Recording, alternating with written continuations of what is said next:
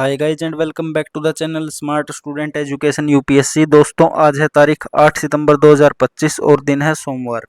आज हम डिस्कस करेंगे विजन आईएएस की जुलाई महीने की मैगजीन को। दोस्तों इससे पहले हमने इस मैगजीन का सिक्योरिटी का सेक्शन कवर कर लिया है और साथ ही आईआर यानी कि अंतर्राष्ट्रीय संबंध का पहला जो टॉपिक है भारत और यूके के बीच सेटा समझौता, उसको भी हमने कवर कर लिया है। और जो अभी जो वीडियो आएगी आपके पास, ये जो क्लास आएगी, इससे पहले हमने एक और क्लास की थी जिसमें मैंने बताया था कि हम चैनल के जो क्लास शेड्यूल है उसको चेंज कर रहे हैं। जो हमारे चैनल पर जो क्लास शेड्यूल है, क्लास कैसे आती है हमारे चैनल पर, इसको हमने चेंज किया था। चेंज क्यों किया था? क्योंकि हमारी कंटिन्यूटी नहीं बन पा रही थी। अब हमने इसमें क्या चेंजमेंट किया है कि हम डेली मैगजीन के 5 पेज को कवर करेंगे। 120 से 125 पेज की आपकी मैगजीन होती है। 25 दिन में हम इसको कवर करेंगे, यानी कि मोटा मोटा आप 4 से लेकर 5 पेज हम डेली करेंगे। वो हम टॉपिक्स के हिसाब से देख लेंगे कि भाई किस पेज पर टॉपिक खत्म हो रहा है। ठीक है, तो हम डेली हफ्ते में 7 दिन, सैटरडे टू लेकर संडे तक, सैटरडे टू संडे हम मैगजीन को कवर करेंगे। एक दिन भी ब्रेक नहीं होगा। ठीक है, तो इसी के साथ हम चलते हैं हमारी मैगजीन पर। आज जो हम टॉपिक करेंगे वो आईआर का टॉपिक करेंगे। इससे पहले हमने पहला टॉपिक कर लिया था सेटा समझौता वाला। आज हमें 5 पेज करने हैं, यानी कि 23 से लेकर 28 पेज तक हमें कवर करेंगे। पहला ही जो टॉपिक हमारा भारत मालदीव संबंध है, इसको हम देखते हैं। तो दोस्तों आपको जल्दी से जल्दी मैगजीन खोल लेनी है और क्लास पसंद आए तो आपको लाइक और शेयर करते रहना। ठीक है, तो चलते हैं हमारे टॉपिक पर जो कि दिया गया है भारत मालदीव संबंध। सबसे पहले किसी भी टॉपिक को पढ़ने से पहले हमें ये देखना होता है कि इसके बारे में चर्चा की, इस मैगजीन में इस टॉपिक्स के बारे में चर्चा क्या की गई है। तो चर्चा की गई है सुर्खियों में क्यों था, यात्रा की थी प्रधानमंत्री जी ने, उसके परिणाम क्या रहे, भारत और मालदीव के बीच सहयोग के क्षेत्र क्या हैं और चुनौतियां क्या हैं द्विपक्षीय संबंधों में, और निष्कर्ष क्या है। तो ये सभी जो पॉइंट्स है ये हमें एक एक करके पढ़ने हैं। सबसे पहली बात है सुर्खियों में क्यों आया भारत और मालदीव का संबंध। तो दोस्तों क्या हुआ, भारत के प्रधानमंत्री जी जो नरेंद्र मोदी जी हैं वो मालदीव की यात्रा पर गए। यात्रा पर गए थे तो जाने का क्या कारण था? क्योंकि भारत और मालदीव के राजनयिक संबंध है, यानी कि डिप्लोमेटिक रिलेशंस है, उनके 60 साल पूरे हो गए थे। इसलिए जो भारत के प्रधानमंत्री हैं वो मालदीव की यात्रा पर गए। अब दोस्तों यात्रा पर गए हैं तो कुछ ना कुछ बातें हुई होंगी आपस में, कुछ ना कुछ समझौते हुए होंगे, तो उन्हीं समझौतों को हमें पढ़ना है। यानी कि यात्रा के कुछ परिणाम रहे होंगे। अगर वो इतनी बड़ी यात्रा पर जा रहे हैं, दूसरे देश में जा रहे हैं, तो उस यात्रा के कुछ परिणाम भी रहे होंगे।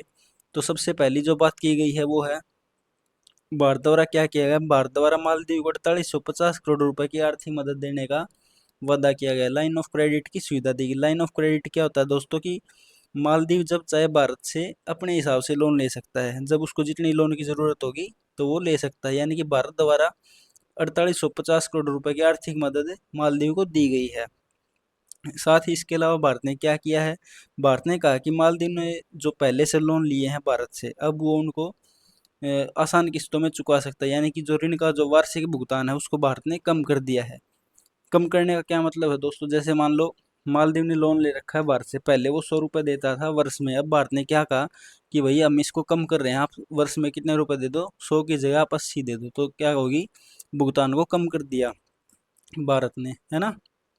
आ रहा है ना दोस्तों आपको समझ। इसके अलावा क्या किया, दोनों देशों के बीच क्या हुआ है, एफटीए साइन हुआ है, आईएमएफटीए, यानी कि India Maldives free trade agreement. तो फ्री ट्रेड एग्रीमेंट जब भी दो देशों के बीच साइन हो जाता है तो उसके साइन होने का मुख्य उद्देश्य क्या होता है, व्यापार को आसान बनाना और सस्ता बनाना। तो दोनों देशों के बीच क्या हुआ है, एफटीए साइन हुआ है, जिससे क्या होगा, जो दोनों देशों के बीच जो सामान आदान प्रदान हो रहा है उस पर एक तो ड्यूटी कम कर दी जाएगी और जो व्यापार है वो सुलभ हो जाएगा, यानी कि सस्ता हो जाएगा। इसके अलावा क्या किया गया है इस यात्रा में, इस यात्रा में भारत की जो कंपनी है एनपीसीआई, यानी कि नेशनल इंटरनेशनल पेमेंट लिमिटेड, ठीक है, और मालदीव की जो कंपनी है मालदीव मौद्रिक प्राधिकरण, इन दोनों के बीच एक समझौता हुआ है। और समझौते के तहत क्या हो गया, जो भारत में जो यूपीआई सिस्टम चलता है वो अब मालदीव में भी चलने लगेगा। यानी कि अगर कोई भारतीय अगर मालदीव घूमने जा रहा है तो वहाँ पर भी उसको क्यूआर कोड दिखेगा। आप सीधा फ़ोन से स्कैन करो क्यूआर कोड को और सीधा यूपीआई से पेमेंट कर दो। यानी कि देखो, समझ आया आपको। भारत की एक कंपनी है एनपीसीआई जो क्या करती है, यूपीआई सिस्टम को चलाती है। अब जो मालदीव की कंपनी है मालदीव मौद्रिक प्राधिकरण, इसके बीच और भारत की कंपनी के बीच एक समझौता हो गया। समझौते में क्या कहा गया है कि भाई आप जो भारत का यूपीआई सिस्टम है वो अब मालदीव में भी चलेगा। यूपीआई सिस्टम के आप यूपीआई आईडी या स्कैनर के जरिए आप पेमेंट करते हो तो इसी को हम यूपीआई लॉन्च यूपीआई सिस्टम बोलते हैं। ये सिस्टम अब मालदीव में भी लागू हो गया। अगर कोई भारतीय विजिटर जाता है मालदीव में, वो यूपीआई चलाता है, तो ये नहीं आपको अदर पेमेंट मोड अप्लाई करना पड़ेगा, आप सीधा यूपीआई से पेमेंट कर सकते हो। तो ये समझौता भी दोनों देशों के बीच हुआ है। इसके अलावा कुछ अन्य क्षेत्र भी हैं जिनमें दोनों देशों ने कुछ समझौते किए हैं, जैसे कि मत्स्य पालन एवं जलीय कृषि। इसमें क्या समझौता हुआ है, दोनों देशों ने क्या क्या क्या कहा कि भाई मछली पकड़ने और जो मछली पालन की तकनीक है हम दोनों मिलकर साझा करेंगे। इस तकनीक को मौसम विभाग है, मौसम विज्ञान है, उसकी जानकारी, उसके बारे में चेतावनी, मौसम के बारे में चेतावनी की जो प्रणाली है, जो सिस्टम है, उसको हम आपस में साझा करेंगे। इसके अलावा भारतीय फार्माकोपिया, फार्माकोपिया का दोस्तों क्या होती है, फार्माकोपिया का मतलब होता है मेडिसिन, यानी कि दवाइयों की गुणवत्ता और मानक तय करने में दोनों देश सहयोग करेंगे। तो ये कुछ समझौते हैं जो दोनों देशों के बीच हुए इस यात्रा के दौरान। अब दोस्तों आगे चलते हैं। अगर हम बात करें कि भारत और मालदीव के बीच सहयोग के क्षेत्र क्या है, यानी कि भारत और मालदीव के बीच संबंध कब से हैं, तो सबसे पहला जो पॉइंट दिया गया है, भारत और मालदीव के बीच लंबे समय से निर्जातीय, भाषाई और व्यावसायिक संबंध रहे हैं। जब मालदीव 1965 में स्वतंत्रता मिली थी उसको, तब से भारत ने उसके साथ राजनयिक संबंध स्थापित कर लिए थे। दोस्तों इस लाइन का क्या मतलब है, देखो ये लाइन बता रही है कि भारत और मालदीव के बीच लंबे समय से रिश्ते चले आ रहे हैं। जो रिश्ते हैं वो भारत और मालदीव के बीच वो जातीय भी हैं, भाषाई आधार पर भी रिश्ते हैं, संस्कृति, धर्म और व्यापार के भी दोनों देशों के बीच रिश्ते हैं जो कि बहुत पुराने हैं। साथ ही जब 1965 में मालदीव आज़ाद हुआ था, तब से ही भारत ने उसको मान्यता दे दी थी, और सबसे पहले भारत ही था जिसने मालदीव के साथ राजनयिक जो संबंध है वो बनाए थे। तो आप देख सकते हो कि जो भारत और मालदीव के रिश्ते हैं वो बहुत ही ज़्यादा पुराने हैं। इसके अलावा अगर हम मालदीव की सामरिक स्थिति और निकटता की बात करें, तो मालदीव जो है हिंद महासागर के बिल्कुल बीचों बीच स्थित है, और ये एक टोल गेट के रूप में भी कार्य करता है। मालदीव समुद्री चौराहा है जहाँ से बड़े बड़े अंतर्राष्ट्रीय जहाज गुजरते हैं। इसके अलावा भारत के जो पश्चिमी तट हैं, यानी कि केरल का तट, कर्नाटक कर्नाटक का तट, वो भी मालदीव के बहुत ही ज़्यादा पास हैं। इसलिए भारत और मालदीव के जो राजनीतिक और सुरक्षा सॉरी जो इसलिए जो मालदीव है वो भारत के लिए सुरक्षा के लिहाज से भी महत्वपूर्ण हो जाता है। दोस्तों साफ सिंपल सी बात इस पॉइंट में कही गई है कि जो मालदीव की स्थिति है वो बहुत महत्वपूर्ण है, क्योंकि यह एक टोल गेट के रूप में भी कार्य करता है। इसके अलावा हिंद महासागर के बीचों बीच स्थित है, और अदन की खाड़ी जो हॉर्मुज जल मंडल रूप मध्य है, और पूर्व में जो मलक्का जल संधि है उसको जोड़ने वाले रास्ते में ये स्थित है। इसके अलावा अगला पॉइंट है वो है समग्र सुरक्षा प्रदाता। भारत को मालदीव के लिए एक समग्र सुरक्षा प्रदाता के रूप में देखा जाता है, यानी कि मालदीव को पता है कि यानी मालदीव भारत को ही अपनी सुरक्षा का सबसे ज़्यादा भरोसेमंद साथी मानता है, जो उसको कभी भी कहीं भी और हर समय जो सुरक्षा है वो दे सकता है। इसकी पुष्टि इसलिए की गई है क्योंकि मालदीव भारत की पड़ोसी प्रथम नेबरहुड फर्स्ट नीति में भी विशेष स्थान रखता है। दोस्तों आपको पता है कि भारत की एक नीति है नेबरहुड फर्स्ट पॉलिसी, यानी कि पड़ोसी प्रथम नीति, जिसके तहत भारत जो अपने पड़ोसी देशों का विकास करता है, पड़ोसी देशों की हेल्प करता है। इस नीति के तहत नेबरहुड फर्स्ट पॉलिसी, जब भी उनके ऊपर कोई संकट आता है, जैसे श्रीलंका में संकट आया तो भारत ने मदद की, मालदीव पर संकट आया तो भारत ने मदद की। ऐसे ही जब नेपाल या जो इसके आसपास के कंट्री हैं जैसे बांग्लादेश वगैरह, इन सबको भी भारत इस पॉलिसी के तहत क्या देता है, मदद हमेशा देते रहता है। साथ ही यह भारत के विजन महासागर में भी योगदान देता है। यह विजन हिंद महासागर क्षेत्र में सुरक्षा और विकास को बढ़ावा देने पर केंद्रित है। देखो दोस्तों भारत का एक विजन है महासागर, जो कि कहता है कि जो हिंद महासागर का क्षेत्र है उसकी सुरक्षा और जो विकास है उसको बढ़ावा दिया जाएगा भारत के द्वारा। तो भारत का विजन जो महासागर है उसका मतलब उद्देश्य है कि उद्देश्य मैंने आपको बता दिया कि जो हिंद महासागर का क्षेत्र है, इंडियन ओशियन का जो क्षेत्र है, उसको भारत द्वारा सुरक्षा और विकास किया जाएगा, उसकी सुरक्षा की जाएगी, उसका विकास किया जाएगा। अब हिंद महासागर के क्षेत्र में क्या आता है, मालदीव आता है। देखो ये हमारा प्यारा सा भारत है, और यहाँ पे क्या आता है, मालदीव आता है। तो इंडियन ओशियन का पार्ट है ये, ठीक है। तो इसकी सुरक्षा करना भारत का दायित्व भी है। दोस्तों यहाँ पर एक पॉइंट दिया गया है 8 डिग्री चैनल। ये आपके वन लाइनर में या कुछ जो छोटे एग्जाम होते हैं एसएससी के, यूपीएससी से थोड़ा लो लेवल होता है, वहाँ पर पूछा जा सकता है कि भारत और मालदीव को कौन सा चैनल डिवाइड करता है, वो है 8 डिग्री चैनल। तो ये पॉइंट भी आपको याद रखना है, ठीक है। आगे चलते हैं। अगला जो पॉइंट है वो है रक्षा सहयोग और सुरक्षा। दोस्तों भारत और मालदीव ने 2016 में एक डिफेंस एक्शन प्लान साइन किया था, जिसके तहत दोनों देशों के द्वारा अपनी रक्षा साझेदारी को और मजबूत किया गया था। इसके अलावा दोनों देश आपस में संयुक्त सैन्य अभ्यास भी करते हैं। दोनों देशों की सेनाएं आपस में इकट्ठी होती हैं, आपस में अभ्यास करती हैं। जो महत्वपूर्ण अभ्यास है वो है कुवेरिन और एकाथा। इन दोनों को आपको नोट कर लेना है, कुवेरिन और एकाथा अभ्यास को, क्योंकि ये क्वेश्चन में पूछे जा सकते हैं कि भाई ये सैन्य अभ्यास किन दो देशों के बीच किए जाते हैं। तो कुवेरिन और एकाथा अभ्यास भारत और मालदीव के बीच किए जाते हैं।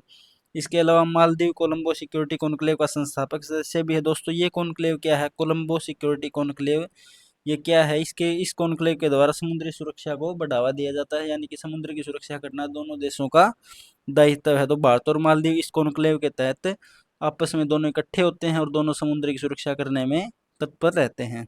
ओके। इसके अलावा दोनों देशों के बीच व्यापार भी अच्छा है, यानी कि आर्थिक एकीकरण भी है। दोनों देशों के बीच 2023 में जो भारत और मालदीव का द्विपक्षीय व्यापार था वो 548 मिलियन अमेरिकी डॉलर का था, यानी कि इससे भी अधिक का था। और 2023 में ही क्या हुआ, भारत जो है वो मालदीव का सबसे बड़ा व्यापारिक साझेदार बन गया था, यानी कि सबसे अधिक जो भारत और मालदीव के साथ जो व्यापार किया गया था वो भारत के द्वारा ही किया गया था। ठीक है, तो दोनों देशों के बीच व्यापार भी अच्छा है, स्थिति भी अच्छी है, लोकेशन भी बढ़िया है, सुरक्षा प्रदाता भी है। तो ये कुछ हमारे महत्वपूर्ण सहयोग के क्षेत्र हैं दोनों देशों के बीच। इसके बाद है मानवतावादी कूटनीति और संकट में प्रथम सहायता प्रदाता। इसका मतलब है दोस्तों, जब भी मालदीव पर कोई संकट आया है तो सबसे पहले भारत ने मदद की है, यानी कि भारत पहला मददगार रहा है जब भी मालदीव पर कोई संकट आया है। जैसे 1988 में जब मालदीव में तख्तापलट की कोशिश की गई थी तो भारत ने अपनी सेना तुरंत भेजी थी वहां पर मदद करने के लिए। 2004 में भी जब मालदीव में सुनामी आई थी तो भारत ने वहां पर राहत सामग्री पहुंचाई थी। 2014 में मालदीव की राजधानी माली में जब पानी की भारी कमी हो गई थी, जल संकट आ गया था, तो भी भारत ने पानी भेजा था उनके लिए। तो यहाँ पे भी भारत ने मदद की थी। और जो हाल ही की घटना है, जो कोविड-19 महामारी आई थी, तो उस समय भी भारत ने तुरंत दवाइयाँ और वैक्सीन मालदीव को ट्रांसपोर्ट की थी, समय पर भेजी थी। तो इस प्रकार से हम कह सकते हैं कि भारत मालदीव का प्रथम सहायता प्रदाता हमेशा से रहा है। फिर अगर हम लोगों की बात करें तो लोगों के बीच भी जो संबंध है वो बहुत व्यापक हैं, यानी कि भारत के बहुत सारे जो पर्यटक हैं वो मालदीव जाते हैं हर साल। 2023 की अगर हम बात करें तो लगभग 2 लाख से ज़्यादा जो पर्यटक हैं वो मालदीव गए थे। इसका क्या मतलब है कि भारत और जो मालदीव के लोग हैं वो आपस में बहुत व्यापक संबंध रखते हैं। भारत के लोग मालदीव का जो पर्यटन उद्योग है उसके लिए महत्वपूर्ण भूमिका निभाते हैं। यहाँ से जो पर्यटक जाते हैं उसके द्वारा वहाँ के उद्योग चलते हैं, पर्यटन उद्योग, जिससे देश का विकास होता है। तो दोस्तों ये सहयोग के क्षेत्र थे। अब चलते हैं द्विपक्षीय संबंधों में उत्पन्न हालिया मुद्दे। एक बार स्क्रॉल कर लेते हैं ऊपर। दोस्तों देखो क्या होता है कि मैं ना मेरी मैगजीन से पढ़ रहा हूँ। आप ये मत सोचो कि भाई स्क्रीन पे नहीं लिख रहे तो ऐसा किसी और कहीं से देख कर पढ़ा रहे हैं। अब देखो दोस्तों, जब मैंने मेरी मैगजीन पढ़ी है तो वहाँ पर कुछ इंपॉर्टेंट पॉइंट्स भी नोट किए हैं जो आपको पढ़ाने हैं। ठीक है, तो कुछ कुछ जो मैं मेरी मैगजीन में एक्स्ट्रा नोट किए हैं उनको देख कर बोल रहा हूँ। अब एक बार मैं लैपटॉप की स्क्रीन पर देखूंगा, एक बार मैगजीन में देखूंगा तो थोड़ा ध्यान नहीं आएगा। अगर मैं प्रॉपर मैगजीन में देखता हूँ स्क्रीन पर तो जो एक्स्ट्रा पॉइंट्स मैंने लिखे हैं वो मेरे को ध्यान में नहीं रहेंगे। अब मेरी जो मैगजीन वो मेरे आगे खोली हुई है, अब उस मैगजीन में से मैं आपको पढ़ा रहा हूँ, तो आप ये मत सोचो कि भाई स्क्रीन पर नहीं लिख रहे। ठीक है, आपको अपनी मैगजीन देखनी है, मैं मेरी मैगजीन देख रहा हूँ। जिसके पास मैगजीन नहीं है वो स्क्रीन पर देख सकता है, वहाँ से पॉइंट्स नोट कर सकता है। अब आगे हम चलते हैं, द्विपक्षीय संबंधों में जो उत्पन्न हालिया मुद्दे हैं उनके बारे में हम चर्चा करते हैं। सबसे पहला दिया गया है मालदीव की आंतरिक राजनीति। तो दोस्तों मालदीव की राजनीति में दो गुट हैं। दो गुटों में राजनीति बटी हुई है। जो पहला गुट है वो भारत समर्थक और जो दूसरा गुट है वो चीन समर्थक। अब दो गुट जब किसी देश में होंगे तो सरकार बदलने पर क्या होगा, नीतियां भी बदल जाएंगी। तो ये भी एक बात। और मालदीव के संबंधों में चुनौतियां हैं कि कभी कभी सरकार अलग आ जाती है तो दोनों देशों के जो संबंध है वो खराब हो जाते हैं। जैसे अभी जो मुइज़ जो आए थे वहाँ के राष्ट्रपति या प्रधानमंत्री थे, उन्होंने आते ही भारत के जो संबंध है उसके साथ खराब कर लिए थे। ठीक है, भारत के साथ उसने संबंध खराब कर लिए थे, तो यानी कि वो चीन समर्थक थे। ठीक है, तो हम कह सकते हैं कि जो मालदीव की राजनीति है, आंतरिक राजनीति है, वो दो गुटों में बटी हुई है, भारत समर्थक और चीन समर्थक। जब सरकार बदलती है तो सरकार बदलने पर उसकी नीतियां भी बदल जाती हैं। भारत पर इसका क्या प्रभाव पड़ सकता है कि मान लो अगर भारत समर्थक सरकार आती है तो भारत के साथ रिश्ते मजबूत हो जाते हैं। जब चीन समर्थक सरकार आती है तो भारत को कठिनाई हो जाती है, क्योंकि वो चीन को ज़्यादा महत्व देने लगती है। तो आई थिंक आपको अच्छे से समझ आ रहा है ना। अब अगला जो पॉइंट है वो है राष्ट्रपति मोहित जी के नेतृत्व में रणनीतिक पुनर्गठन। तो दोस्तों मैंने आपको बताया था कि जो वर्तमान में जो राष्ट्रपति हैं मालदीव के मोहम्मद मोइजू, उन्होंने वो जब राष्ट्रपति बने तो वो चुनाव में जब खड़े हुए थे तो उन्होंने चुनाव ही किस कैंपेन के जरिए जीता था, इंडिया आउट कैंपेन के जरिए जीता था कि भाई जैसे ही मैं राष्ट्रपति बनूंगा यहाँ से जो भारत के सैनिक है, भारत की जो सेना उसको बाहर कर दूंगा। इंडिया आउट कैंपेन उसने चलाया था जिसके अनुसार वो चुनाव जीत गए। ठीक है। अब नतीजा क्या हुआ, जब वो चुनाव जीत गए तो वो भारत विरोधी प्रदर्शन करने लगे, भारत के विरोध में खड़े हो गए।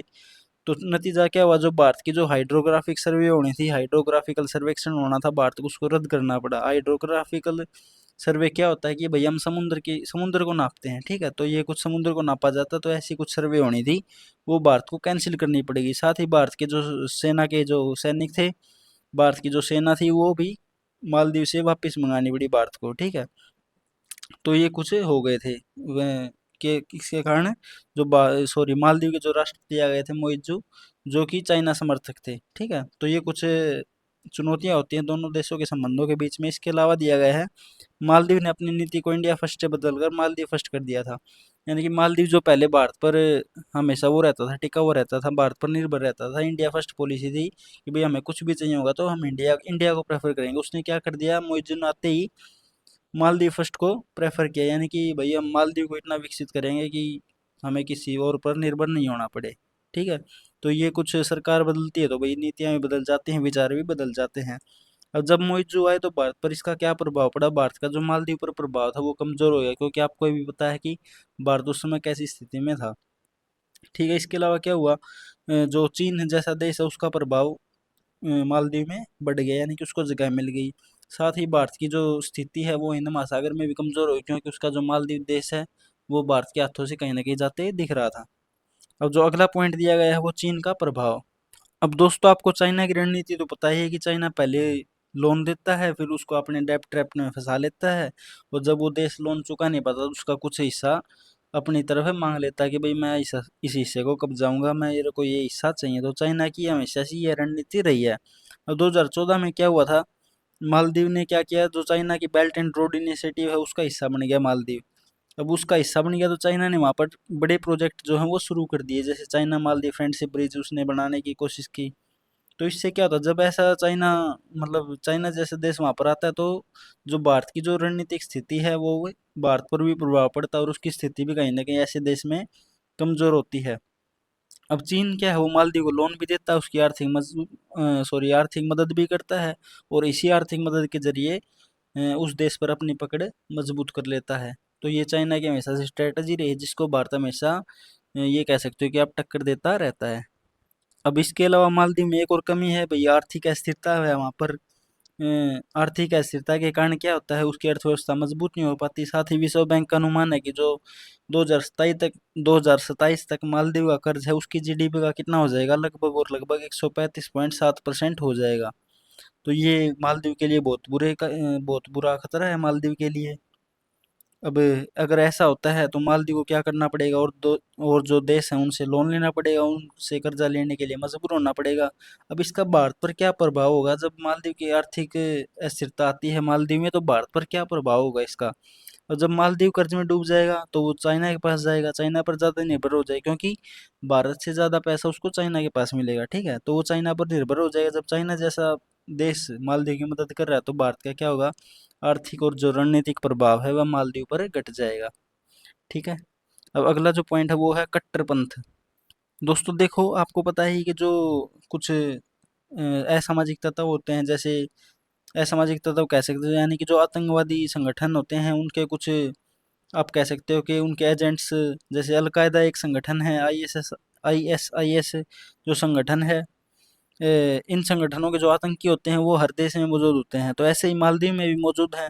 2023 में अमेरिका ने भी पता लगाया था कि भाई जो मालदीव में कुछ आतंकवादी लोग हैं जो आतंकवाद की फंडिंग करते हैं, आतंकवाद को फैलाने में मदद करते हैं।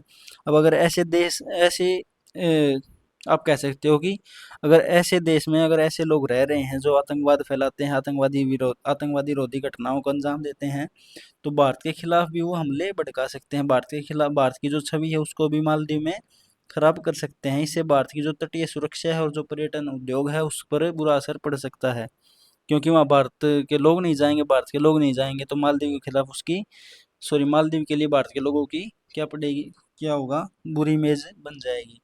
तो ये भी कट्टरपंथ एक बड़ी चुनौती है दोनों देशों के बीच संबंधों में, कि भाई मालदीव में आईएसआईएस और अलकायदा जैसे आतंकवादी संगठन उसके समर्थक मौजूद हैं, और अमेरिका इन लोगों का पता लगाता है तो भारत के लोगों पर भी बुरा प्रभाव पड़ता है। भारत पर भी जो हमले हैं, जो जमीनी स्तर पर हमले किए जा सकते हैं, उनकी संभावना भी बढ़ जाती है।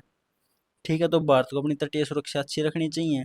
निष्कर्ष में हम सिंपल देख लेते हैं क्या दिया हुआ है। भारत और मालदीव हिंद महासागर क्षेत्र में साझा चुनौतियों का सामना करते हैं, बिल्कुल चुनौतियों का सामना करते हैं।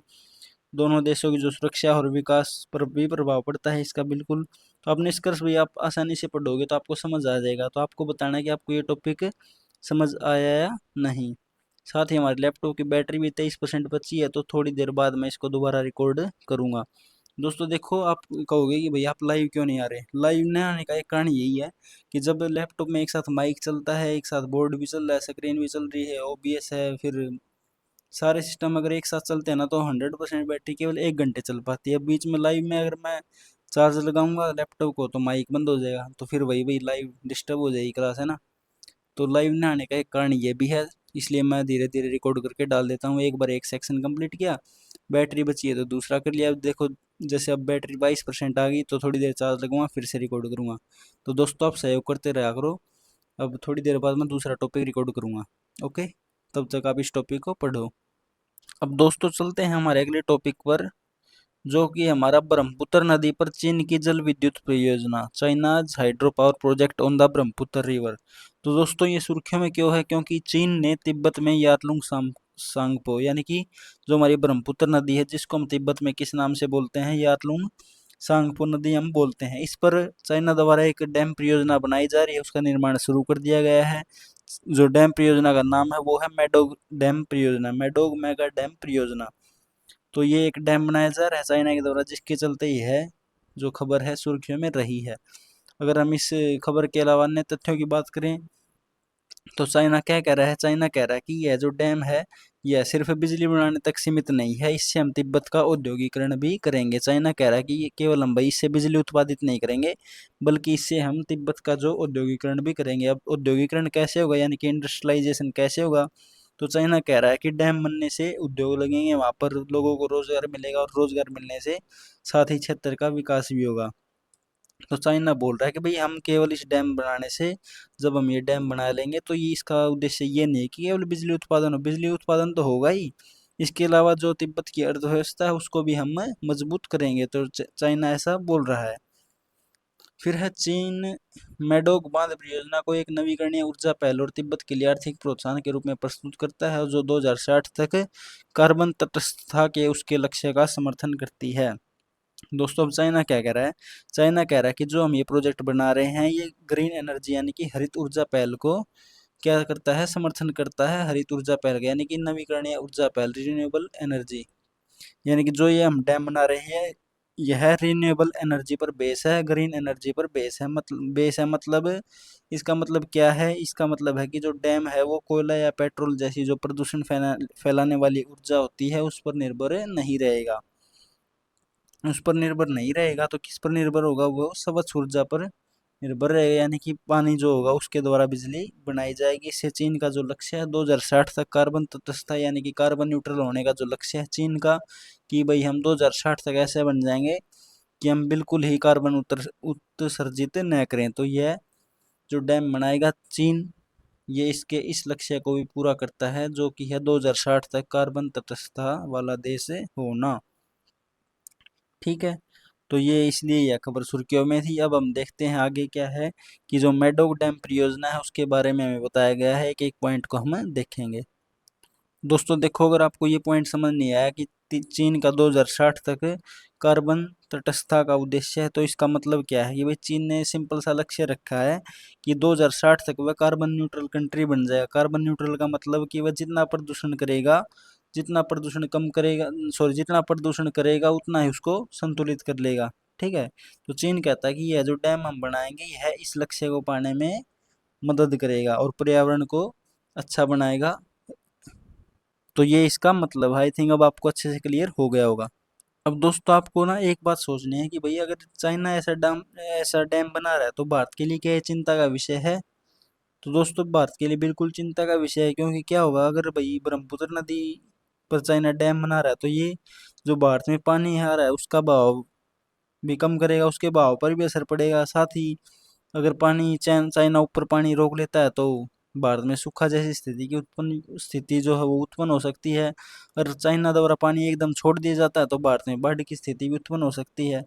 तो हम ये कह सकते हैं कि यह जो प्रोजेक्ट बनाया जा रहा है ये भारत के लिए रणनीतिक चिंता का विषय है।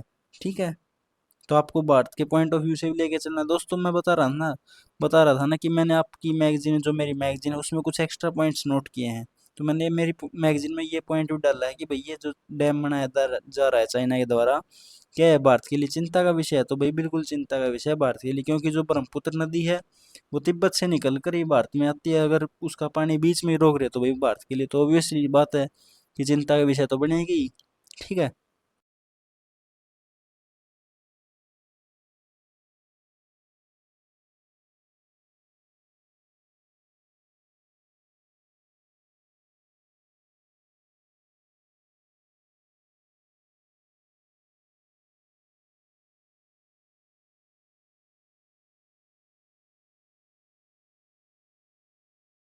दोस्तों एक्चुअली क्या हुआ, मैंने लैपटॉप चार्ज लगाया हुआ था, मैं फिर रिकॉर्ड करने लग गया। तो चाइना कह रहा हूँ, माइक चलाने ध्यान ही नहीं रहे। तो मैं क्या बता रहा था कि अगला जो पॉइंट हमें दिया गया है वो दिया गया है मैडोग, जो ये परियोजना है मैडोग हाइड्रो पावर परियोजना, इसके बारे में दिया गया है। पहला पॉइंट है विस्तार और क्षमता। तो भाई इसके बनने के बाद यह आकार में चीन की यांगत्जे नदी पर बने थ्री गोर्ज डैम से भी बड़ा होगा। दोस्तों देखो क्या है, वर्तमान में जो सबसे बड़ा डैम है जो सबसे ज्यादा बिजली उत्पादित करता है वो भी चाइना का ही है, जिसका नाम है Three Gorges Dam. Three Gorge Dam यानी कि जो यांगत्जे नदी पर है, चीन की ये नदी है, इस नदी पर ये डैम है जो कि दुनिया का सबसे बड़ा डैम है। अब जब ये मैडोग हाइड्रो पावर डैम बन जाएगा, मैडोग डैम बन जाएगा ब्रह्मपुत्र नदी पर, तो यह डैम इस डैम की तुलना में 3 गुना बड़ा होगा। यानी कि जो सबसे बड़ा डैम है अब फिलहाल उससे भी कितना बड़ा होगा, 3 गुना बड़ा होगा। तो आप अनुमान लगा सकते हो कि भाई यह डैम कितना बड़ा होगा जब यह पूरी तरह से बनकर तैयार हो जाएगा। तो चीन भी ये कह रहा है कि भाई जब ये बनकर तैयार हो जाएगा तो दुनिया का सबसे बड़ा डैम होगा, जो फिलहाल वर्तमान में जो सबसे बड़ा डैम है उसकी 3 गुना ज़्यादा बिजली ये उत्पादन करेगा। तो आसान भाषा में हम कह सकते हैं कि भैया यह डैम इतना विशाल होगा कि जो दुनिया का नंबर 1 बिजली बनाने वाला डैम है वो यह डैम बन जाएगा। ठीक है। अगला पॉइंट है विश्व की नहीं हुई अवस्थिति पॉइंट है अगला। अवस्थिति की बात कर रखी है यानी कि लोकेशन। यह डैम लोकेशन बताई गई इस डैम की। यह डैम कहाँ पर स्थित है? तिब्बत में जो ब्रह्मपुत्र नदी है जिसको हम तिब्बत में यारलुंग सांगपो नदी बोलते हैं, इस नदी पर डैम बनाया जा रहा है। इसका निर्माण स्थान की अगर हम बात करें तो अरुणाचल प्रदेश की सीमा के पास, जहाँ पर तिब्बत के ग्रेट क्षेत्र है वहाँ पर यह डैम बनाया जा रहा है। यानी कि ग्रेट बैंड क्षेत्र है वहाँ पर इस डैम की लोकेशन है, यहाँ पर बनाया जाएगा। ठीक है। तिब्बत में यारलुंग सांगपो नदी पर, जिस नदी को हम भारत में ब्रह्मपुत्र नदी बोलते हैं, वहाँ पर यह डैम बनाया जाएगा। अरुणाचल प्रदेश की सीमा पर यह डैम बनाया जाएगा। परियोजना का डिजाइन की अगर हम बात करें तो डिजाइन क्या है इसका, दिया गया है कि इसे रन ऑफ द रिवर परियोजना के रूप में पेश किया जाएगा। दोस्तों run of the river project क्या होता है, जिसे इसको हमें यानी कि हम इस प्रोजेक्ट को बोल रहे हैं कि यह project run of the river है। तो रन ऑफ रिवर प्रोजेक्ट का क्या मतलब है, यानी कि नदी का जो पानी है उसको ज़्यादा देर तक हम रोक कर नहीं रखेंगे, बल्कि जो पानी का तेज बहाव है उसके जरिए ही हम सीधे टरबाइन को घुमाएंगे, टरबाइन चलेगी तो डायरेक्ट बिजली उत्पादन होगा। फिर इसमें 5 क्रमिक हाइड्रो पावर संयंत्र होंगे जो नदी के जल प्रवाह के आधे हिस्से तक को मोड़ने वाली भंडारण संरचनाएं होंगी। दोस्तों इसका क्या मतलब है, नदी में कुल हम 5 कैस्केड हाइड्रो पावर प्लांट्स लगाएं, यानी कि जो नदी के अलग अलग हिस्से हैं उसमें हम 5 छोटे छोटे डैम से बना देंगे, कई डैम बना देंगे, कई डैम के जो ढांचे होते हैं वो बना देंगे। अब इनमें कुछ पानी भी स्टोर हो जाएगा ताकि जब जरूरत पड़े इन ढांचों में, अगर जरूरत पड़ेगी पानी को मोड़ने की तो हम इन ढांचों के जरिए पानी को मोड़कर बिजली उत्पादन को बढ़ा सकेंगे। यानी कि एक ही पानी को बार बार से हम घुमा देंगे, ठीक है, इन ढांचों के जरिए, तो जो बिजली का उत्पादन है वो ज़्यादा हो जाएगा। आसान भाषा में हम कह सकते हैं कि यह एक ऐसा प्रोजेक्ट है जो नदी का पानी बहते हुए ही कई जगह टरबाइन घुमाएगा और बिजली उत्पादन को संभव करेगा। ठीक है, आया ना दोस्तों समझ। अब अगला जो पॉइंट है, आगे में क्या दिया गया है, परियोजना से जुड़ी गंभीर चिंता है। अब ये परियोजना शुरू कर रहा है चीन, तो इसकी संबंधित जो चिंताएं हैं वो भी होंगी, भारत को चिंताएं होंगी कुछ, तो एक एक चिंता को हम देखेंगे। सबसे पहले जो दी गई है चिंता, भू राजनीतिक चिंताएं। प्रवाह में बाधा। देखो दोस्तों, प्रवाह में बाधा क्या का मतलब है, भाई मान लो चीन इस पर डैम बना रहा है, अगर चीन पानी रोक लेता है या पानी को मोड़ देता है तो क्या होगा, भारत के जो पूर्वोत्तर क्षेत्र हैं, जैसे असम, अरुणाचल, इनमें समस्या पैदा हो जाएंगी, कृषि संबंधित समस्या हो जाएगी, खाद्य सुरक्षा का जो संकट है वो आ जाएगा, और जो भारत की खुद की जो जल विद्युत परियोजनाएं हैं जिनके द्वारा भारत बिजली उत्पादित करता है वो भी इसके द्वारा प्रभावित हो जाएंगी। उदाहरण के रूप में अगर हम देखें तो सियांग नदी पर आपदा आई थी 2000 में। 2000 में जो तिब्बत की जो सियांग नदी है ना, जो ब्रह्मपुत्र का हिस्सा, उसमें अचानक से बाढ़ आ गई थी, और बाढ़ आने के कारण एकदम पानी का बहाव तेज हो गया, जिससे असम के कुछ क्षेत्रों में भारी तबाही हुई थी। तो ये हम कह सकते हैं कि प्रवाह में बाधा आने से ये स्थितियां उत्पन्न हो सकती हैं। फिर सुरक्षा संबंधी जोखिम, दोनों देशों के बीच तनाव के समय में भी यह वाटर बम के रूप में इस्तेमाल किया जा सकता है कि भाई मान लो भारत और चीन के बीच युद्ध का वो सिचुएशन बनी हुई है, तो जो चाइना है वो इस पानी को वाटर बम के रूप में यूज कर सकता है, यानी कि भारत, सॉरी मतलब यानी कि चाइना जो है वो इस पानी को एकदम से छोड़ सकता है, एकदम छोड़ेगा तो भाई भारत में बाढ़ की स्थिति उत्पन्न हो जाएगी। जो जमीन है, जंगल है, जानवर, उनको सबको नुकसान हो जाएगा, जो लोग हैं साथ ही लोग भी विस्थापित हो जाएंगे पूर्वोत्तर राज्यों के। फिर अगला जो पॉइंट है वो है जल संसाधन पर प्रतिस्पर्धा। इस पॉइंट का क्या मतलब है, ब्रह्मपुत्र बेसिन में भारत, चीन, बांग्लादेश के बीच जल संसाधन को लेकर प्रतिस्पर्धा है, जो कि बांध और जल के प्रवाह को मोड़ने वाली परियोजनाएं से प्रेरित है। इससे मानव सुरक्षा और क्षेत्रीय स्थिरता पर खतरा है। दोस्तों देखो क्या है, जो ब्रह्मपुत्र नदी का पानी है वो ये तो है नहीं कि भारत और चीन यूज करते हैं, बांग्लादेश भी ऐसा देश है जो इस नदी का पानी यूज करता है। अब अगर चीन डैम बनाकर पानी रोक रहा है या पानी को मोड़ रहा है, तो तीनों देशों के बीच जो है वो कॉन्फ्लिक्ट उत्पन्न हो सकता है, तनाव उत्पन्न हो सकता है। इससे क्या असर होंगे भारत पर, जो पानी की कमी है उससे मैंने बता ही दिया कि खेती प्रभावित हो जाएगी, लेकिन जो इस पॉइंट में दिया गया है, जल संसाधन पर प्रतिस्पर्धा उत्पन्न हो जाएगी, क्योंकि जो ब्रह्मपुत्र नदी का पानी है वो तीनों देश यूज करते हैं, ऐसा नहीं है कि भारत और चीन ही यूज कर रहे हैं, तीनों देशों के बीच तनाव का माहौल उत्पन्न हो सकता है। फिर है पर्यावरणीय प्रभाव। अब देखो दोस्तों, चाइना पानी रोकता है तो पर्यावरण पर भी प्रभाव पड़ेंगे, जैसे कि जो तलछट है उसका रुकाव हो जाएगा, जो गंगा ब्रह्मपुत्र डेल्टा है, जो बांग्लादेश और भारत का हिस्सा है, जो गंगा ब्रह्मपुत्र डेल्टा, आपको पता ही होगा, आप ज्योग्राफी में पढ़ा होगा। जो गंगा ब्रह्मपुत्र का डेल्टा है वो सेडिमेंट से बना है, तलछट से बना है। अगर हम पानी को रोक देते हैं तो ये तलछट में भी बाधा होगी, तो डेल्टा का निर्माण कहीं ना कहीं रुक जाएगा, क्योंकि डैम है वो तलछट को रोक देगा और डेल्टा कमजोर हो जाएगा, जिससे कि कटाव भी होना शुरू हो जाएगा। तो हम कह सकते हैं कि जो डेल्टा बनता है उसका प्राकृतिक निर्माण होता है वह रुक जाएगा, और समुद्र का भी कटाव हो जाए। इसके अलावा जो मछलियों की प्रजातियां रहती हैं, लगभग इस नदी में 218 प्रजातियां ऐसी हैं मछलियों की जो यहाँ पर पाई जाती हैं। अगर ये डैम बनाया जाता है, पानी को रोका जाता है, तो इनकी मछलियों की जो प्रजनन प्रक्रिया है वो भी प्रभावित होगी। अब अगर मछलियां ही नहीं आएंगी तो वहाँ की जो आबादी है, 20 लाख लोग हैं जो कि मछलियों पर डिपेंड है, जिनकी आजीविका मछली व्यापार पर, जो फिशरमैन है उन पर ही।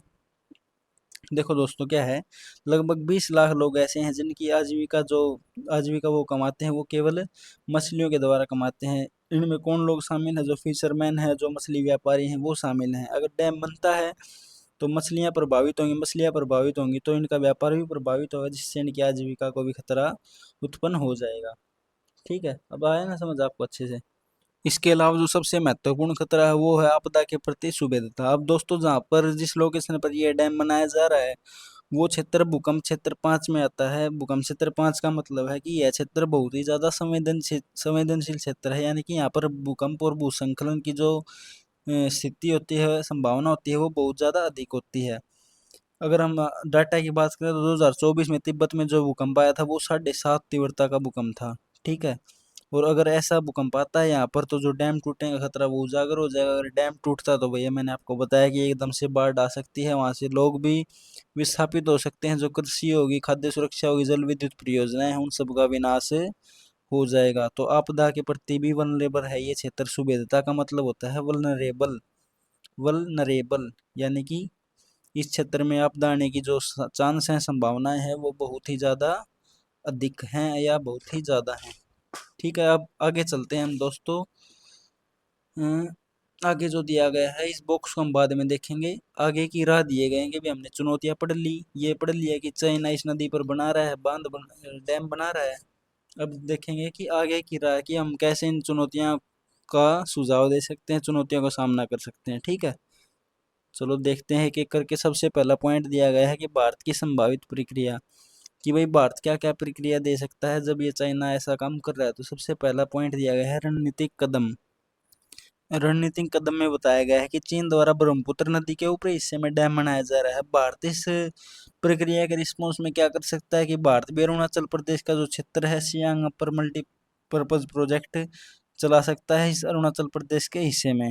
ठीक है भाई, चाइना डैम बना रहा तो भारत भी एक ऐसा डैम बना ले, हाइड्रो पावर प्रोजेक्ट डैम बना ले, जिससे भारत को भी फायदे होंगे। क्या होगा, एक तो बिजली उत्पन्न होगी, सिंचाई के लिए पानी मिलेगा, और जो चीन का दबाव है, जो चीन भारत के ऊपर हावी बना हुआ है, इसका भी संतुलन हो जाएगा। तो दो तीन फायदे हो जाएंगे, बिजली बनेगी, सिंचाई के लिए पानी आ जाएगा, और जो चीन का दबाव है वो भी संतुलित हो जाएगा। तो भारत एक ये कदम भी उठा सकता है। इसके अलावा भारत पारदर्शिता की मांग भी कर सकता है, यानी कि भारत चीन से यह मांग कर सकता है कि भाई आप डैम से जुड़ी जो भी तकनीकी जानकारी है कि भाई आप डैम को कैसे बना रहे हो, कितना पानी आप रोकोगे, ये जानकारी भारत को दे। साथ ही पर्यावरणीय रिपोर्ट दे, यानी कि नदी और लोगों पर इसका क्या असर पड़ेगा ये डैम आप बना रहे हो। भूकंप सुरक्षा योजनाओं का विवरण दे कि भाई ये जो जिस क्षेत्र पर आप डैम बना रहे हो ये तो भूकंप के लिए बहुत संवेदनशील क्षेत्र है। तो ये ऐसी जो कुछ डाटा है, मतलब भाई चाइना डैम बना रहा था, कुछ ना कुछ तो उसने देखा ही होगा। तो भारत पारदर्शिता की मांग कर सकता है कि भैया आप मेरे को डाटा दो, आपने किस बेस पर ये तय कर लिया कि आप इससे में डैम बनाओगे, यहाँ पर तो भूकंप का खतरा सबसे ज्यादा है। तो ये जो कुछ चीन ने जो कुछ भी सोचा है उसकी जो रणनीति है वो भारत के साथ साझा करे, भारत ये मांग कर सकता है, ताकि हम भी समझ पाए कि हाँ भाई ये डैम बनाना ठीक है या नहीं। ठीक है, अब अगला दिया गया है क्षेत्रीय गठबंधन। भाई मैंने आपको बताया था कि केवल ब्रह्मपुत्र नदी का पानी भारत तो यूज अकेला करता नहीं है, बांग्लादेश देश भी ऐसा है जो ब्रह्मपुत्र नदी का पानी यूज करता है। अब अगर चीन चीन इस नदी पर डैम बना रहा है तो इसका असर भारत पर भी पड़ेगा, बांग्लादेश पर भी पड़ेगा। तो भारत क्या कर सकता है, दोनों भारत और जो बांग्लादेश वो आपस में गठबंधन कर सकते हैं, आपस में दोनों मिलकर काम कर सकते हैं, और चीन पर जो कानूनी तौर पर बाध्यकारी जल समझौता है उसको सौंप सकते हैं। देखो आपके इसमें मैगजीन में लिखा गया है 1997 के संयुक्त राष्ट्र जल अभियान के तहत कानूनी रूप से बाध्यकारी जल बंटवारे के समझौते की मांग कर सकते हैं। भारत और जो बांग्लादेश हैं वो कानूनी तौर पर जो जल समझौता है उसकी मांग कर सकते हैं कि भाई हाँ हमें भी पानी चाहिए। इसमें क्या क्या चीज़ें शामिल होंगी, भारत और चीन डिमांड करेंगे कि भाई आप हमें हाइड्रोलॉजिकल डाटा दो, यानी कि पानी का स्तर कितना है, अगर आपने स्तर मेंटेन किया हुआ है तो इस स्तर के कारण क्या बाढ़ का खतरा तो नहीं है, और जो बारिश हो रही है बारिश के कारण डैम में कितना पानी जमा हो रहा है इसका डाटा भी आप साझा करो। साथ ही जो पर्यावरण पर जो असर पड़ेगा ये भी आप हमें हमारे साथ साझा करो। तो भारत और जो बांग्लादेश है वो आपस में मिलकर चीन के ऊपर दबाव बना सकते हैं। इससे क्या होगा, इससे क्या फायदा होगा, दोनों देश एकजुट होते हैं तो जो चीन मनमाने ढंग से पानी रोकता है या पानी छोड़ता है तो वो ऐसा नहीं कर पाएगा। अब है सीमा पार सहयोग। दोस्तों चीन और कजाकिस्तान के बीच एक समझौता हुआ है पानी के साझाकरण पर, जिससे दोनों देश आपस में पानी साझा करते हैं। तो भारत ये भी कदम उठा सकता है कि चाइना के साथ ऐसा ही एग्रीमेंट कर ले, ऐसा ही समझौता कर ले, जिससे कि जो दोनों देशों की जो साझा नदियां हैं उन पर दोनों देशों के अधिकार सुरक्षित रहें। तो हम कह सकते हैं कि ऐसे समझौते भी भारत द्वारा किए जाने चाहिए। फिर अगला है जल सुरक्षा ढांचा, यानी कि भारत ऐसा कर सकता है कि जो देश लगते हैं इन नदियों से, ब्रह्मपुत्र गंगा सिंधु नदी बेसिन से जो भी देश लगते हैं जैसे कि नेपाल भूटान बांग्लादेश पाकिस्तान, इन सभी को मिलाकर एक ऑर्गेनाइजेशन बना सकता है, एक मतलब ग्रुप बना सकते हैं सारे देश मिलकर, जिसे हम कह सकते हैं कि साउथ एशिया वाटर नेटो, ये नाम दिया गया है आपकी मैगजीन में, south Asia water NATO Bharat बना सकता है। बाकी देशों के साथ मिलकर यह समूह क्या करेगा, इस समूह का काम हो सकता है कि भाई डाटा की पारदर्शिता करे, यानी कि जो नदी का पानी है, बाढ़ है, बारिश का जो डाटा है वो सभी देशों के साथ साझा किया जाए। अगर कोई देश डैम बना रहा है इस नदी पर तो जो विवाद उत्पन्न हुआ है उसका सारे देश मिलकर समाधान करें। अगर कोई आपदा आने वाली है, दिख रहा है कि भविष्य में ये आपदा आने वाली है, भूकंप जैसी बाढ़ जैसी आपदा आने वाली है, तो ये जो समूह है, जो सभी देशों का समूह है साउथ एशिया वाटर नेटो, ये मिलकर इसे आपदा को निपटाए। तो भारतीय कदम उठा सकता है, यानी कि जल सुरक्षा ढांचा को मजबूत करने के लिए भारत सामूहिक रूप से इकट्ठा कर सकता है सभी देशों को, सामूहिक सुरक्षा का सिद्धांत अपना सकता है। यानी कि अगर किसी एक देश पर खतरा आएगा तो जो भी बाकी सारे देश हैं वो मिलकर उस खतरे को टालने की कोशिश करेंगे। तो भारत एक कदम यह भी उठा सकता है।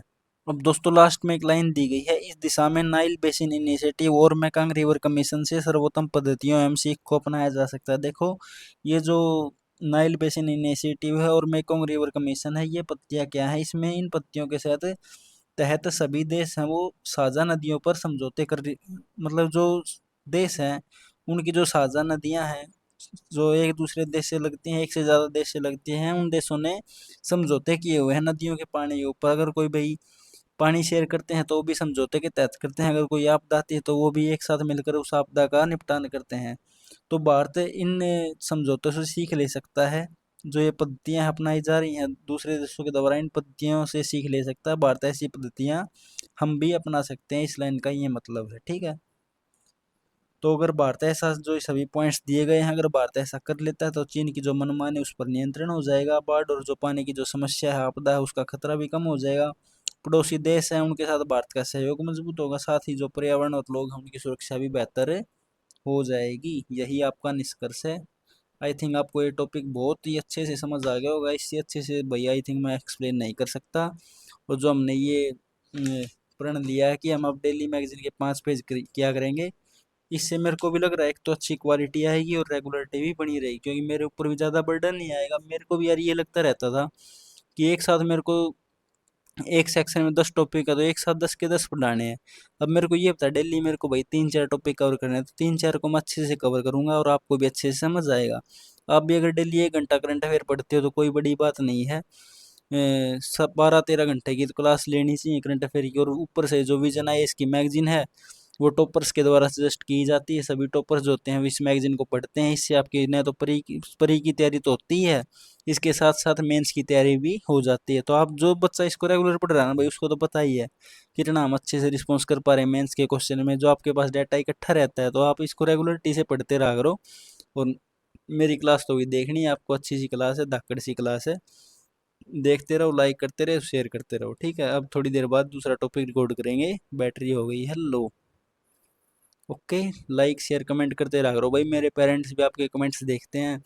अब मेरे को भी ये विश्वास है, पेरेंट्स को भी विश्वास है कि हाँ भाई बच्चा अच्छा कर रहा है तो वो भी सपोर्ट कर रहे हैं, आप भी सपोर्ट किया करो अच्छे से। मेरा पता है अच्छे अच्छे कमेंट्स कर दिया करो यार, मेरे को इससे ज़्यादा कुछ नहीं चाहिए। आप लाइक मत करो वीडियो को, देखो मत, पूरा मत देखो, आधा देख रहे हो, जितना आप देखो, आप देखोगे तो आपको फायदा होगा, नहीं देखोगे तो आपको नुकसान होगा।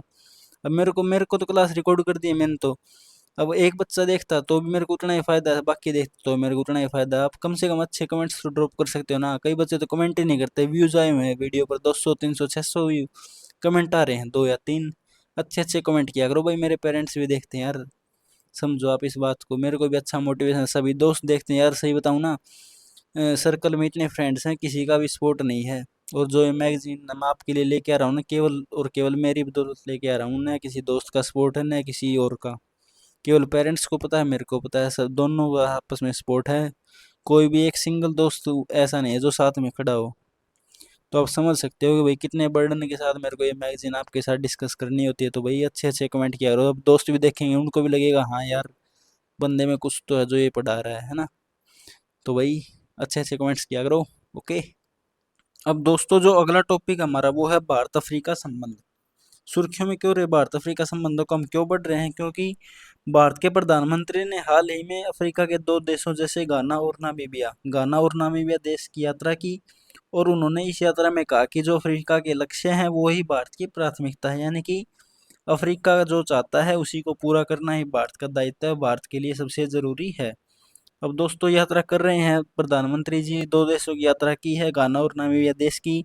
तो कुछ न कुछ यात्रा के परिणाम भी रहे होंगे, कुछ न कुछ यात्रा के दौरान कुछ न कुछ घटित हुआ भी होगा, तो उसी को हमें देखना है। अन्य संबंधित तथ्यों में दिया गया है कि प्रधानमंत्री ने गाना की संसद के विशेष सत्र को संबोधित किया। जब प्रधानमंत्री वहां पर गए तो उन्होंने गाना की संसद में भाषण दिया। गाना की संसद में भाषण देने दिया तो उससे क्या आपको दिख रहा है कि भारत और जो गाना के रिश्ते हैं वो मजबूत हो रहे हैं। इसके अलावा गाना के राष्ट्रपति ने भारत के प्रधानमंत्री को वहाँ का सबसे बड़ा सम्मान दिया। सर्वोच्च सम्मान है जो गाना का, वो सम्मान दिया गया नरेंद्र मोदी जी को। उस सम्मान का क्या नाम है, officer of the order of the star of गाना। यह स्टार देना यानी कि सर्वोच्च सम्मान, यह अवार्ड देना यानी कि जो सर्वोच्च सम्मान दिया गया है, यह क्या दिखाता है कि गाना भारत को ज़्यादा महत्व दे रहा है। साथ ही संसदीय मैत्री सोसाइटी की स्थापना की गई।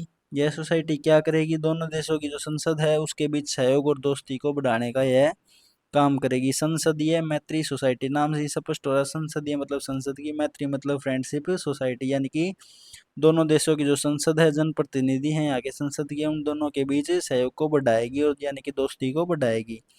इसके अलावा व्यापक साझेदारी पर सहमति की गई। दोनों देश विधायी स्तर पर आपसी सहमति, आपसी संबंध और गहरे करना चाहते हैं। यानी कि व्यापक साझेदारी का क्या मतलब है कि दोनों देशों ने कहा है कि अब संबंध जो है वो सिर्फ सामान्य दोस्ती तक सीमित नहीं रहेंगे, इन संबंधों को हम और ज़्यादा गहरा करेंगे, यानी कि जो बड़ी साझेदारी है उसमें बदला जाएगा दोनों देशों के संबंधों को। इसके अलावा भारत और अफ्रीका की जो क्या है, अफ्रीका की जो नीति है उसके बारे में चर्चा की गई। देखो दोस्तों, मैगजीन में कहाँ दिया गया है, ये रहा। इस पॉइंट में भारत की अफ्रीका नीति पुराने संबंधों पर आधारित है। ये कहा गया कि जो भारत की जो फिलहाल की नीति है, भारत की अफ्रीका जो नीति है वो पुराने रिश्तों पर आधारित है, लेकिन वह इतनी भी पुरानी नहीं है कि आज की ज़रूरतों को पूरा न करे। यह पुरानी है लेकिन जो वर्तमान ज़रूरतें हैं उनको भी पूरा कर रही है। यह नीति दो चीज़ों पर आधारित है, परामर्श आधारित और मांग प्रधान दृष्टिकोण यह नीति अपनाती है। इन दोनों का क्या मतलब है, परामर्श आधारित दोस्तों, इसका मतलब है कि भारत कोई भी काम या कोई भी शर्त अफ्रीका पर थोपता नहीं है, बल्कि उससे पूछकर काम करता है। यानी कि पहले उससे परामर्श लेता है, फिर उसकी मदद करता है।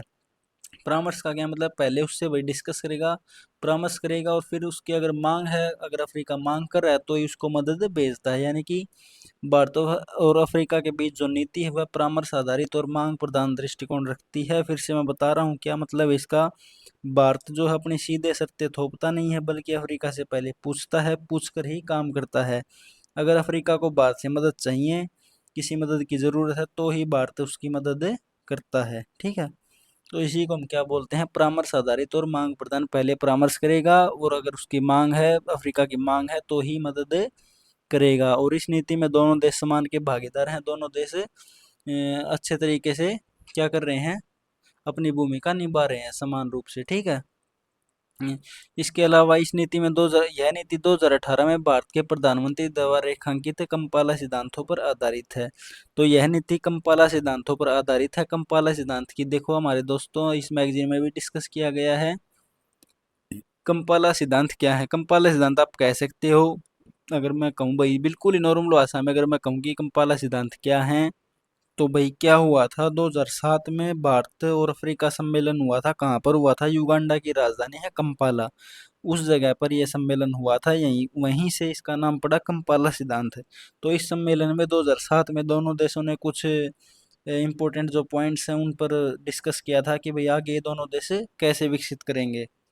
तो समान तौर पर भूतव की दोनों ने वो की थी, मानना था कि भाई दोनों देश है ना किसी थोपे हुए मॉडल को स्वीकार नहीं करेंगे, यानी कि वही परामर्श आधारित और मांग आधारित नीति को अपनाएंगे। दोनों देश जो सेक्टर्स हैं जैसे कृषि, शिक्षा, स्वास्थ्य, ऊर्जा, यानी कि जो सभी सेक्टर्स हैं उनमें साझा विकास करेंगे। दोनों देश एक दूसरे पर निर्भर होने की बजाय आपसी ताकत बनकर काम करेंगे। तो ये कुछ अपनाए गए थे, जैसे वैश्विक जो मंच हैं जैसे WTO होगा, UN हो गया, सुरक्षा परिषद हो गई, इन मंचों पर दोनों देश भारत और अफ्रीका वो साथ मिलकर खड़े रहेंगे। तो ये सभी कंपाला सिद्धांतों में अपनाए गए थे।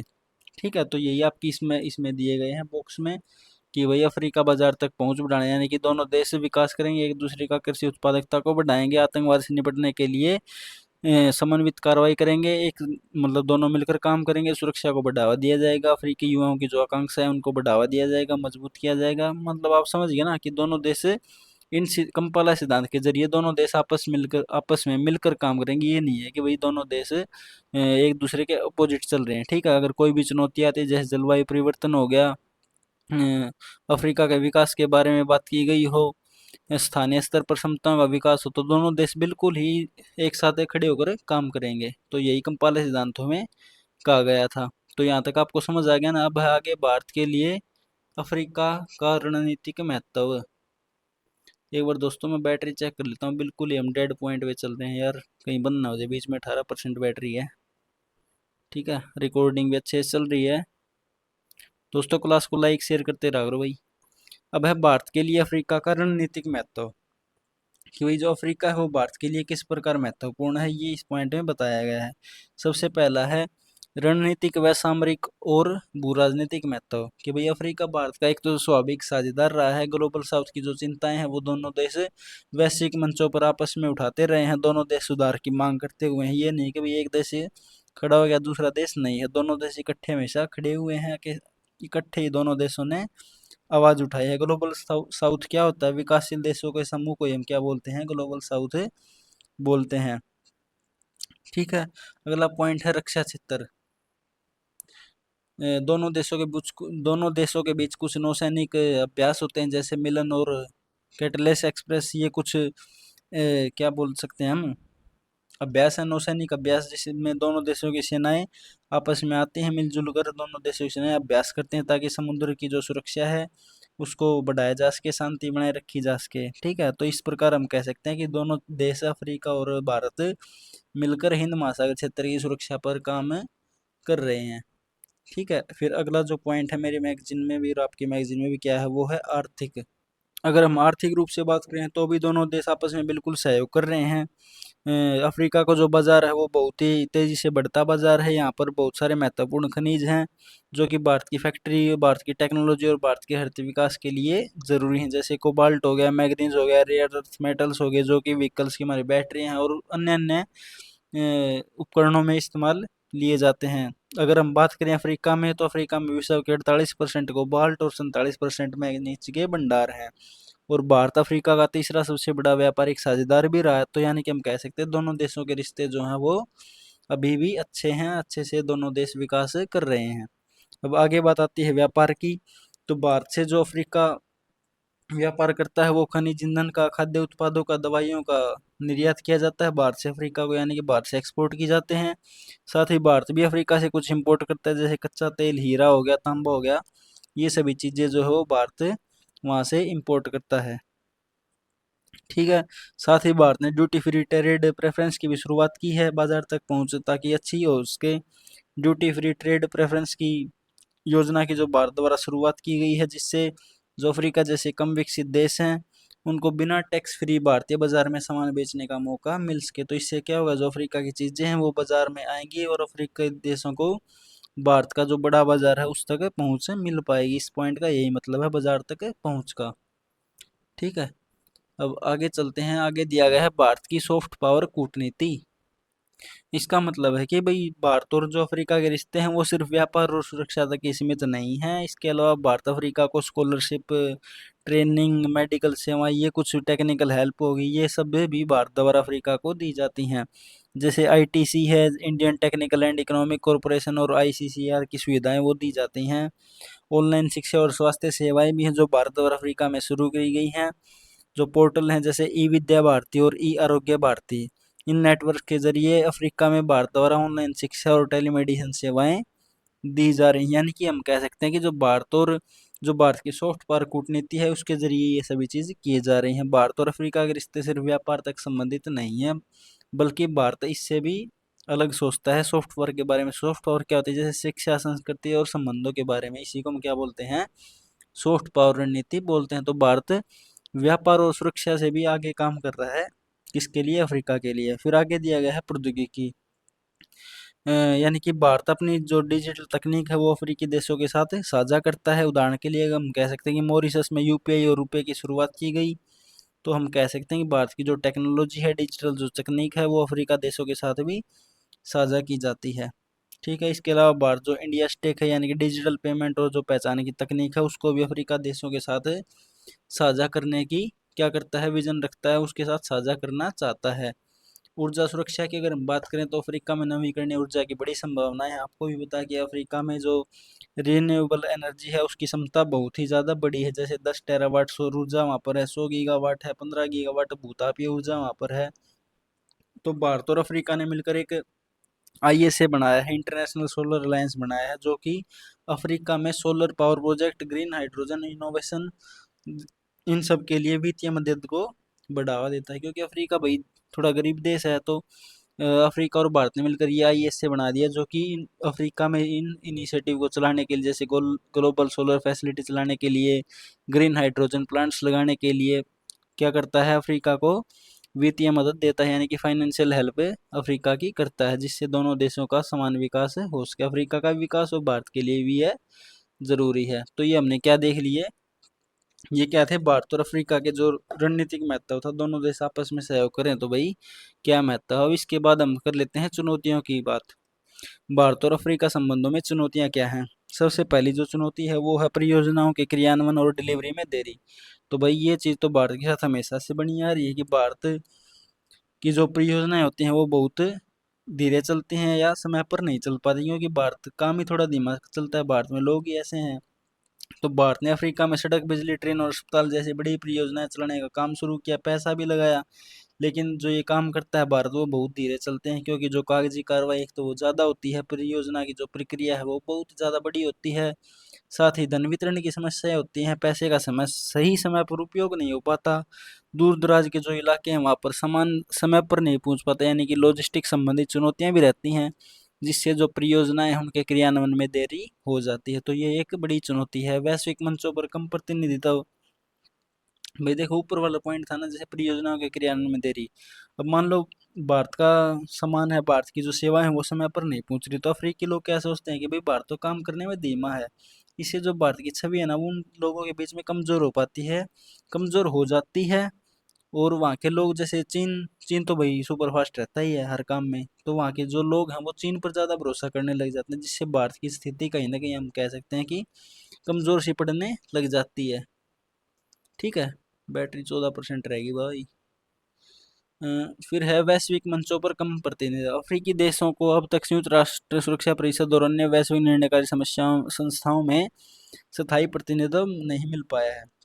तो भाई आपको भी पता है कि जो अफ्रीका के देश हैं उनको अब तक यूनाइटेड नेशन सिक्योरिटी काउंसिल या जो बड़े अंतर्राष्ट्रीय संस्थाएं हैं वहाँ पर स्थायी सदस्यता नहीं मिल पाई है। ठीक है, तो इन देशों की जो स्थिति है या जो फैसले लेने में जो इनकी स्थिति है वो कमजोर पड़ जाती है। भारत पर इसका क्या असर होता है, भारत और अफ्रीका दोनों यूएनएससी में सुधार चाहते हैं, लेकिन अफ्रीका को स्थायी सीट न मिलने से भारत का जो सहयोग है, जो वैश्विक सहयोग है, वो भी कहीं ना कहीं कमजोर पड़ता दिखाई पड़ता है, यानी कि भारत जो हो अकेला पड़ सकता है अगर ग्लोबल साउथ की हम बात करें। अन्य साझेदारों से रणनीतिक प्रतिस्पर्धा।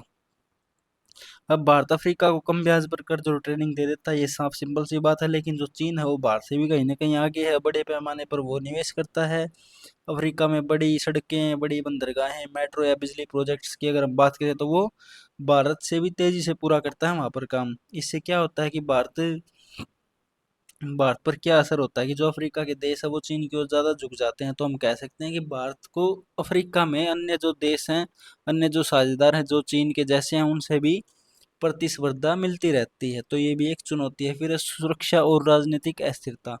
अफ्रीका के कुछ हिस्से जैसे खासकर साहिल और हॉर्न अफ्रीका अफ्रीका में राजनीतिक अशांति चलती रहती है। ठीक है, राजनीतिक अशांति के कारण क्या होता है, वहाँ पर जो इंडियन वर्कर जो काम करने जाते हैं उनको भी जान माल की हानि हमेशा बनी रहती है, भारतीय जो कामगार हैं उनको हानि बनी रहती है, और निवेश के समक्ष भी सुरक्षा चिंताएं हमेशा पैदा होती रहती हैं भारत को। अगर मान लो भाई हिंसा बढ़ गई तो भारत के जो नागरिक हैं उनको निकालना पड़ सकता है, भारत का जो निवेश है, जो भारत ने निवेश किया वहाँ पर जो प्रोजेक्ट्स पर, वो भी उनको भी नुकसान हो सकता है। तो हम कह सकते हैं भाई ये एक सुरक्षा और राजनीतिक अस्थिरता के कारण हमेशा ये चिंता बनी रहती है। निष्कर्ष में हम कह सकते हैं कि भाई भारत और अफ्रीका की दोस्ती मजबूत है, लेकिन कुछ चुनौतियां हैं जो कि दोनों देशों की छवि, व्यापार, निवेश पर प्रभाव डालती हैं। अगर भारत इन समस्याओं को सुलझा दे, समस्याओं को सही समय पर सुलझा सकता है, हल कर सकता है, तो अफ्रीका में भी उसका प्रभाव चीन से ज़्यादा कहीं ना कहीं स्थापित हो सकता है। तो दोस्तों इसी के साथ आज हम अपनी क्लास यहीं तक रखते हैं। आपने देख लिया कि 58 मिनट की क्लास 59 मिनट हुई है, यानी कि 1 घंटा हो गया पूरा।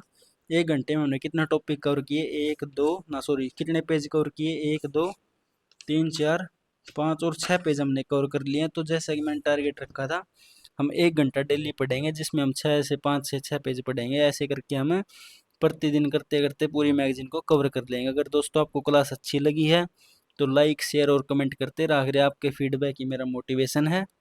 और दोस्तों देखो बैटरी ना बिल्कुल लैपटॉप की डाउन हो चुकी है, तो आप देख सकते हो मैं आपके लिए कितना हार्ड वर्क कर रहा हूँ। ठीक है, अभी टाइम हो चुका है 11:22। अब अपलोड होते होते नींद आएगी तो 12:30 तो आराम से हो जाएंगे, 1 घंटा तो लग ही जाता है भाई।